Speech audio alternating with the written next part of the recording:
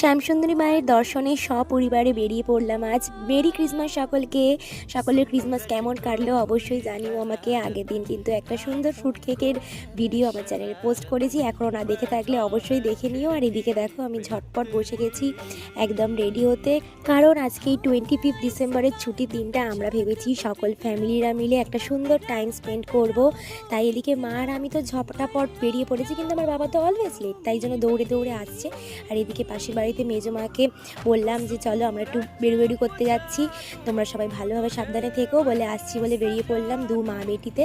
আর এদিকে আমি তো পৌঁছে গেছি আগে আগে স্টেশনে, আর আমার মা বাবা ওই যে নড়ে নড়ে আসছে। আর এদিকে দেখো আমরা এখন ওয়েট করছি সবাই মিলে কাদের জন্য, এই দুজন ব্যক্তির জন্য যারা অলরেডি লেট করে ফেলেছে। আর আমার দাদা ভাই এদিকে পুজো দিতে যাচ্ছে, কিন্তু ওর তো খিদে পেয়েছে, ও অলরেডি খেয়ে নিয়েছে, তাই জন্য সেই নিয়ে আমরা সবাই মিলে কত হাসাহাসি করলাম। আর সবাই মিলে এখন ফ্যামিলির গল্প করছে। গল্প শুনতে শুনতে এদিকে আমার ঘুম পেয়ে গেল, তাই আমি এক ঘুম দিয়ে ফাইনালি নেমে পড়েছি শিয়ালদা স্টেশনে। নেমে আমার হঠাৎ মনে পড়লো যে হ্যাঁ, বাড়িতে যে কেকটা বানিয়েছিলাম সেটা তো আমি ফেলেই চলে এসেছি, তাই জন্য ক্রিসমাস বলে কথা, আর এদিকে কেক খাবো না এটা তো হতেই পারে না। স্টেশন থেকে একটা ফ্রুট কেক নিয়ে নিলাম।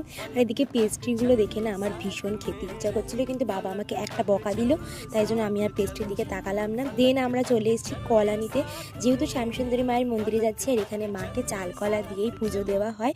তারপরে এখানে চলে এসেছি, দিদিভাই এখানে মায়ের জন্য নিল চকলেট।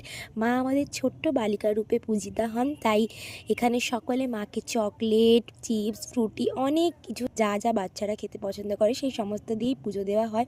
এখানে তোমরা মন্দিরে যাওয়ার সময় অনেক ফুল, চালের দোকান, অনেক কিছু পেয়ে যাবে পুজোর সামগ্রী। আর এদিকে ছিল মন্দিরে সেদিন সুবিশাল লাইন। এই এত বড় লাইন অতিক্রম করে কিভাবে আমরা মায়ের দর্শন করলাম সেটা নেক্সট পার্টে আসছে। আজকের মতো